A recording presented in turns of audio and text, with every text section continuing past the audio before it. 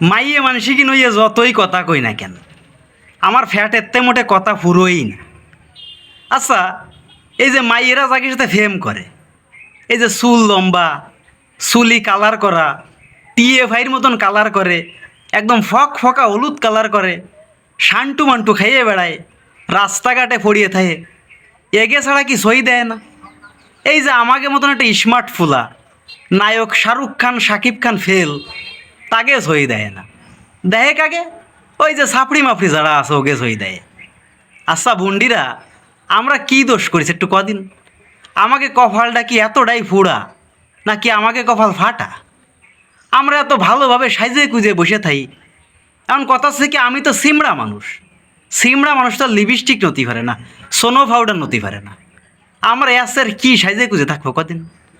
তোকে জন্য চুল বড় বানাই, নায়ক সাজি, তারপরও কিরম তোরা যেন ফাত্তে দিতে চাইস না।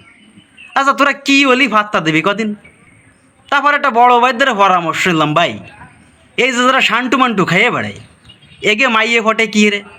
তা সে তো আবার কবি মানুষ, সে আমারে পরামর্শ দিল, শোন, শান্টু যারা খায় ওকে মনের ভিতর প্রচুর পরিমাণ আবেগ থাকে, আর ওই আবেগের জন্যই ওরা সুন্দরভাবে নিপুণভাবে মেয়ে ফোটাতে পারে। তা আমি তারে করছি, ভাই এটা তো তুমি একটা সত্যি কথাই কইছো ভাই, নাহলে কি এর এত সহজে একটা মাইয়ে ফটিয়ে যাবে? সে কাছে হ্যাঁ, এটা সঠিক কথা।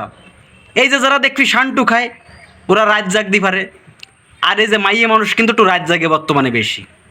এই জন্যই এরা রাত জাগে জাগে বসির মতন টোপ ফেলাইয়ে এরা মাইয়েগুলোরে ফটাই নিয়ে চলে যায়।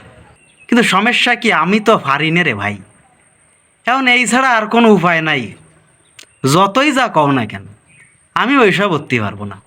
ফেম করলি করলে, না করলি না করলে, সেটা তোমাকে ব্যক্তিগত ব্যাপার।